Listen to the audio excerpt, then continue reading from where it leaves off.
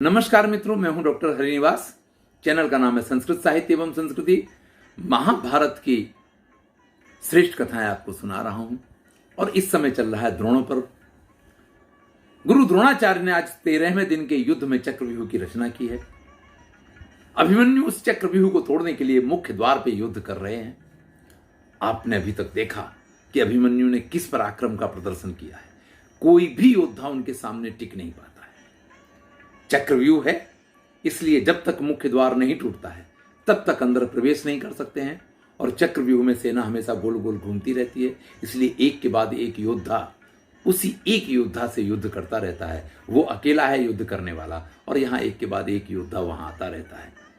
ऐसे में उन सभी योद्धाओं को अभिमन्यु ने बड़ी अच्छी तरीके से छकाया है। हमने अंत में सुना था कि किस प्रकार से कर्ण की उपस्थिति में उसके छोटे भाई को अभिमन्यु ने मार दिया। कर्ण ने बड़ी कोशिश की है कि अभिमन्यु को रोका जा सके, लेकिन चक्रव्यूह के द्वार पे द्रोणाचार्य के सामने पहुंचने से उनको नहीं रोक पाए हैं। और द्रोणाचार्य ने तो पहले ही कह दिया था कि भैया, इस अभिमन्यु को रोकना किसी के बस का काम नहीं है। ये अगर चाहे तो संपूर्ण कौरव सेना का संहार करने की क्षमता रखता है। ये अलग बात है कि ऐसा कर नहीं रहा है। अभिमन्यु मुख्य द्वार को तोड़ने में सफल हो गए हैं, ये इसका अर्थ है। इधर संजय धृतराष्ट्र से इस कथा का वर्णन करते हुए कहते हैं कि सिंधराज जयद्रथ के अलावा और कोई भी आपके पक्ष का योद्धा ऐसा नहीं है जो आज अपना पराक्रम दिखा पा रहा हो। तब धृतराष्ट्र कहते हैं, किम दत्तम हुतमिष्टम वा किम सुतप्तम मथो तपहा सिंधुराजो हुई एनैकेने पांडवान समवार्यत। भाई, ऐसा क्या था आज सिंधुराज जयद्रथ के पास? उसने कौन सा ऐसा यज्ञ किया था, कौन सी ऐसी तपस्या की थी, क्या ऐसा कार्य किया था जिसकी वजह से वो अकेला आज सभी पांडवों को रोकने में समर्थ हुआ है? तब संजय वो कथा सुनाते हैं कि जिस समय द्रौपदी का अपहरण वन से इस जयद्रथ ने किया था, तो सभी पांडवों ने मिलकर के इसकी जो अवमानना की थी, इसके मस्तक के बाल बाल जिस प्रकार से काट दिए थे, उससे व्याकुल होकर के इसने जाकर के शिव की उपासना की थी। और शिव के पास से इसने वरदान मांगा था कि मैं सभी पांडवों को परास्त करना चाहता हूं। तब शिव ने कहा कि वे अर्जुन को तो परास्त नहीं किया जा सकता है, क्योंकि वो तो नर के अवतार हैं और स्वयं नारायण अगर उनके साथ हैं तो उनको परास्त करने का कोई प्रश्न ही खड़ा नहीं होता है। लेकिन हां, मैं तुम्हें यह वरदान दे सकता हूं कि जिस दिन तुम चाहोगे जीवन में एक बार सभी पांडवों को परास्त करने की क्षमता तुम्हारे अंदर रहेगी। जिस दिन तुम चाहोगे कि आज मुझे सभी पांडवों को परास्त करना है, उस दिन तुम सभी पांडवों को एक साथ परास्त कर सकते हो।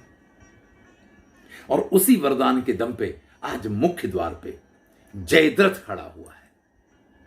गुरु द्रोणाचार्य का वो चक्र जो बाहर का है वो टूट गया है। गुरु द्रोणाचार्य को पराजित करके और वहां जितने योद्धा थे उन सबको पराजित करके, क्योंकि अभिमन्यु इस ताले की चाबी को जानता है, वो तो चक्रव्यूह में घुसने के लिए सक्षम बन जाता है। लेकिन उसके पीछे जो भीम, युधिष्ठिर सब ने ये कहा था कि चिंता मत करो, एक बार अंदर घुस चलें फिर तो हम सब देख लेंगे, उनमें से एक भी योद्धा अंदर प्रवेश नहीं कर पाता है।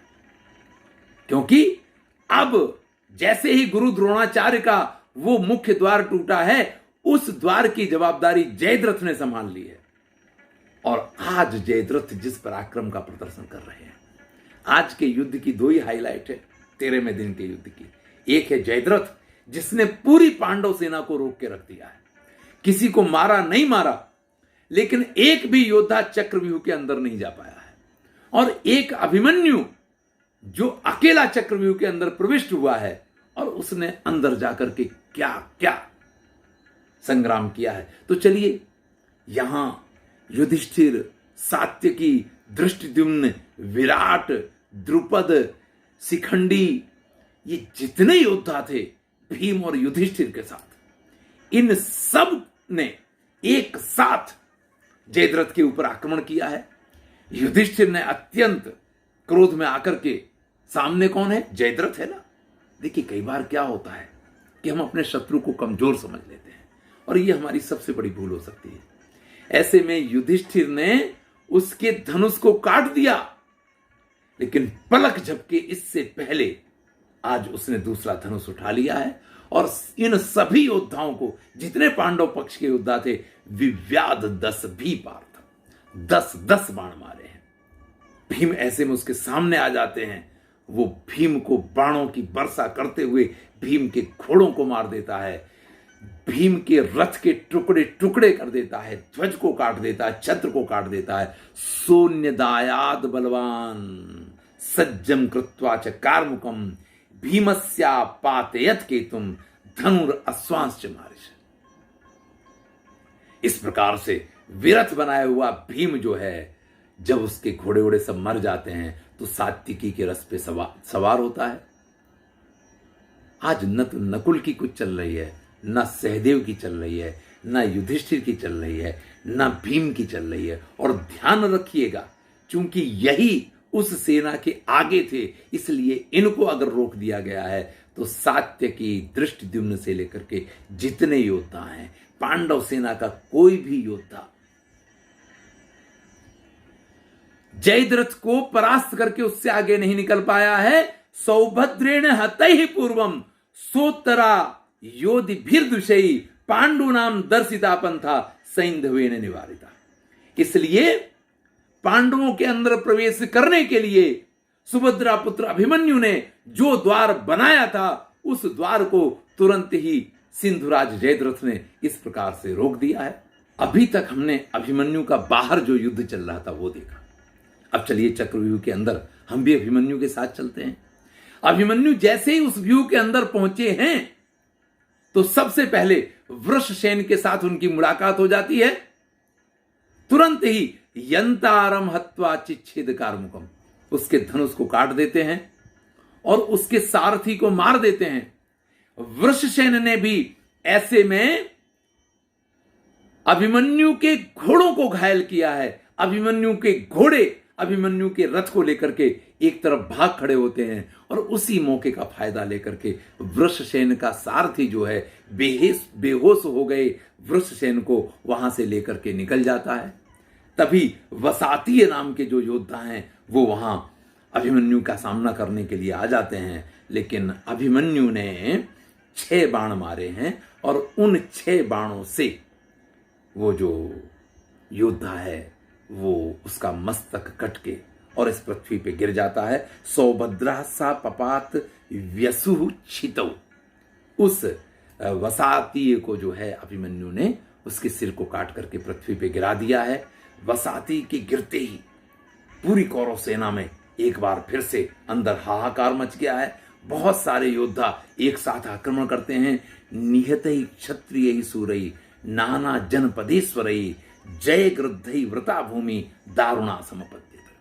लेकिन अभिमन्यु अकेला ही, वहां जो राजा हैं, जो योद्धा हैं, जो अभिमन्यु के सामने आ जाते हैं, उन सब का इस प्रकार से संहार कर रहे हैं कि वहां पूरी जगह जो है भूमि दारुणा समपद्यत, पूरी जमीन, किसी का हाथ कट गया है, किसी का सिर कट गया है, किसी का कुछ कटा पड़ा है, किसी का मुकुट पड़ा है, किसी का मस्तक पड़ा है, सारी भूमि जैसे उससे ढक गई है। सभी राजा दौड़ दौड़ करके अभिमन्यु के ऊपर आक्रमण कर रहे हैं। सभी ये कहते हैं कि अहम पूर्वम अहम पूर्वम। अरे मैं पहले जाकर के, छोटा सा बच्चा तो दिखाई दे रहा है, युद्ध में देखने से तो वो कोई ऐसा भीम जैसा भयंकर तो दिखाई देता नहीं है, तो सभी को ऐसा लगता है कि अरे इसको तो अभी हम बस में कर लेंगे जाकर के। तो अहम पूर्वम इति क्षत्रिय पुंगवा, इस प्रकार से क्षत्रिय पुंगव योद्धा जो है वो बोलते हैं।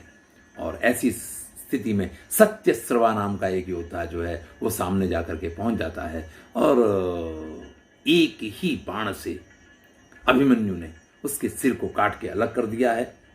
उसको इस प्रकार से मरा हुआ देख करके सारे राजा फिर से एक साथ अभिमन्यु के ऊपर आक्रमण करते हैं। नचते प्रतिवर्तनते समुद्रादिव सिंधवा, बहुत सुंदर वर्णन करते हुए कहते हैं कि जैसे समुद्र में जाने के बाद नदियां वापस नहीं आती हैं ना, ऐसे जो भी योद्धा यहां अभिमन्यु के ऊपर आक्रमण कर रहे हैं, वो योद्धा आक्रमण करने के लिए आते तो हैं लेकिन यहां से वापस नहीं जाते हैं, उनका सबका संहार करते जा रहे हैं। ऐसे में मामा शल्य का पुत्र है रुक्मरथ, राजकुमार रुक्मरथ, वो अभिमन्यु के सामने आ गए हैं। अलम त्रासेन वह सूरा नैस कश्चिन्मपि स्थिते। वो सभी अपने योद्धाओं से कहता है, अरे घबराओ मत, ये थोड़ी देर भी मेरे सामने नहीं टिक पाएगा, मैं अभी इसका संहार करता हूं। और इस प्रकार से कहते हुए वो अभिमन्यु के ऊपर आक्रमण कर देता है। 3 बाण उसने अभिमन्यु को मारे हैं। अभिमन्यु भी तुरंत ही क्रोध में आकर के उसका दाहिना हाथ, उसका बायां हाथ और उसका सिर, इन तीनों को उसके शरीर से अलग कर देते हैं। देखिए, पहले भी यह वर्णन आया था कि अभिमन्यु के ऊपर जो जैसे आक्रमण करता है, अभिमन्यु उसका जवाब उसी प्रकार से दे रहे हैं। अगर किसी ने 10 बाण छोड़े हैं तो 10 बाणों से जवाब दिया है। यहां इसने 3 बाण मारे थे तो 3 ही बाण मारे हैं। 1 बाण से गर्दन कटी और 2 बाणों से 2 हाथ कटे हैं। दृष्ट्वा रुक्मरथम रुग्णम पुत्रम शल्यस्य मानिनम। शल्य के इस पुत्र को इस प्रकार से मरता हुआ देख करके मद्र देश के जितने योद्धा हैं, जितने राजकुमार हैं, वो सारे एकदम से अभिमन्यु के ऊपर आक्रमण करते हैं। इस प्रकार से बहुत सारे राजकुमारों और योद्धाओं के बीच में अकेले अभिमन्यु को फंसा हुआ देख करके छाद्यमानम सर्वभ्राते हृष्टो दुर्योधनोपवत्। दुर्योधन को अत्यंत आनंद होता है कि बस अब तो ये कुछ ही क्षण का मेहमान है, लेकिन ये तो अभिमन्यु है। तुरंत ही गंधर्वास्त्र का प्रयोग करते हैं। रथ मायाम च भारत है, और उस गंधर्वास्त्र के प्रयोग के कारण उन सभी योद्धाओं को जिधर देखो उधर इसी प्रकार का दृश्य दिखाई देता है जैसे कि सबके सामने धनुष चढ़ाए हुए अभिमन्यु खड़ा हुआ है। सारे योद्धा डर के वहां से एकधा शतधा राजन दृश्यते स्म सहस्त्रधा। एक ही अभिमन्यु कहीं 100 रूप में, कहीं 1000 रूप में सबको दिखाई देता है। अब भैया, एक अभिमन्यु को देख करके अगर ये हालत थी तो इतने अभिमन्यु अगर दिखाई देने लग जाएं तो फिर क्या दशा होगी। वो जितने योद्धा हैं वहां पे, जितने योद्धा हैं वो सभी वहां से भागने लग जाते हैं। रथिना कुंजरान अश्वान पदातीन शापी मज्जता। फिर तो अभिमन्यु ने जो पैदल सेना है, जो रथ सेना है, जो हाथी की सेना है और जो घोड़े सवार है, उन सब का संहार दृष्टवा दुर्योधना चिप्रम उपायात तमर्षिता। इतना संहार किया है कि उस संहार को देख करके दुर्योधन से नहीं रहा जाता है और वो स्वयं दौड़ करके आ जाता है। यहां महर्षि वेदव्यास वर्णन करते हैं कि दुर्योधन जैसे आया 2 क्षण भी नहीं लगे हैं। क्या लिखा है देखिए, हम तयो क्षण मिवा पूर्णम संग्रामा समपद्यत। बस थोड़े से 2 क्षण के लिए ही दोनों के बीच में संग्राम हुआ है और उन 2 क्षण में तो अभिमन्यु ने ऐसा प्रहार किया है कि दुर्योधने च विमुखे राजपुत्र सत्यहते। दुर्योधन तुरंत ही वहां से विमुख होकर के रणभूमि छोड़ करके भाग खड़ा होता है। और अभिमन्यु ने इस समय, देखिए, दुर्योधन का पुत्र लड़ रहा है, दुशासन का पुत्र लड़ रहा है, एक एक पुत्र नहीं है, इनके सबके 100 कौरवों के जो पुत्र हैं ना, उन सभी राजकुमारों का संहार उसने शुरू कर दिया है। हतान भ्रातृन पितृन पुत्रान स्रोत संबंधी बांधवान। चारों तरफ कहीं पुत्र मरे पड़े हैं, कहीं उनके पिता मरे पड़े हैं, कहीं उनके मित्र मरे पड़े हैं, कहीं बंधु बांधव मरे पड़े हैं। चारों तरफ ये हालत हो गई है। अभिमन्यु के इस पराक्रम के आगे किसी का कुछ नहीं चल रहा है। इसी समय संजय वर्णन कर रहे हैं, एकस्तु सुख समृद्धो बाल्यात दर्पाच निर्भया। एक ही ऐसा योद्धा था जिसका एक तो बचपना था, एक सुख में उसका लालन पालन हुआ, इसलिए उसमें अभिमान था। और जब ये 2 चीजें एकत्रित हो जाएं व्यक्ति में तो वो निर्भय बन जाया करता है। भाई, अगर आपको नशा हो ना तो फिर आपको डर काहे का। देख लीजिए, जो लोग पी लेते हैं वो ट्रक के सामने खड़े होकर के कहते हैं, आ जाओ, क्या कर लेगा हैं? ट्रक वाले बेचारा ब्रेक लेता, कर क्या लेगा। तो यहां इसमें एक मद है, एक अभिमान है। संजय कहते हैं, ऐसे आपका पौत्र जो लक्ष्मण है, दुर्योधन का पुत्र है, वो अभिमन्यु के ऊपर आक्रमण करने के लिए पहुंच जाता है। अपने पुत्र लक्ष्मण को जब अभिमन्यु पे आक्रमण करने के लिए जाते हुए दुर्योधन देखता है तो वो भी वापस आता है। अब दुर्योधन वापस आया तो दुर्योधन के साथ और जितने योद्धा थे वो सारे एक साथ वहां वापस आ जाते हैं। पौत्रम तव च दुर्धर्षे लक्ष्मणम प्रिय दर्शनम पितु समीपे तिष्ठन् तम सूरमुद्यत कार्मुकम। संजय कहते हैं महाराज इस समय एक तरफ आपका पौत्र लक्ष्मण है जिसको पिता की उपस्थिति में सभी प्रकार का जो भी सुख है, जो भी लालन पालन में मिलना चाहिए वो सब कुछ प्राप्त हुआ है, और एक तरफ सुभद्रा पुत्र अभिमन्यु है। दोनों के बीच में भयंकर संग्राम शुरू होता है। तब अभिमन्यु हंस के उससे कहते हैं सुदृष्टा क्रियताम लोको, हे लक्ष्मण इस संसार को अच्छी तरीके से देख लो, यमम लोकम गमिष्यसि, क्योंकि अब इस लोक को छोड़ करके तुम्हारा जाने का समय आ गया है। और इतना कहने के साथ ही जो बाण छोड़ा है, सुनसम शुभ्रुके शांतम सिरोहार शीत सकुंडलम, कुंडल पहने हुए हैं जिसके कान में, सुंदर है जिसकी नाक, सुंदर है जिसकी आंखें और भौएं, ऐसे उस मस्तक को धड़ से काट करके दुर्योधन की उपस्थिति में अभिमन्यु ने उसके पुत्र लक्ष्मण को मार दिया है। लक्ष्मण को इस प्रकार से मरा देख करके द्रोणाचार्य, कृपाचार्य, कर्ण, द्रोणपुत्र, अश्वत्थामा, बृहदबल और कृतवर्मा, ये 6 योद्धा चारों तरफ से उस अर्जुन के पुत्र को घेर करके उसके ऊपर फिर से आक्रमण करते हैं। चलिए इस आक्रमण में अब अभिमन्यु के साथ क्या हो रहा है इसको हम अगले वीडियो में देखेंगे। महाभारत का जिसको सबसे कठोर काल कहा जा सकता है युद्ध का, वो काल चल रहा है। चलिए आनंद लीजिए, और अगर अच्छा लगे तो मित्रों के साथ शेयर कीजिए। इस चैनल को आगे बढ़ाने की जवाबदारी आप सबकी है। मैं हूं डॉक्टर हरिनिवास।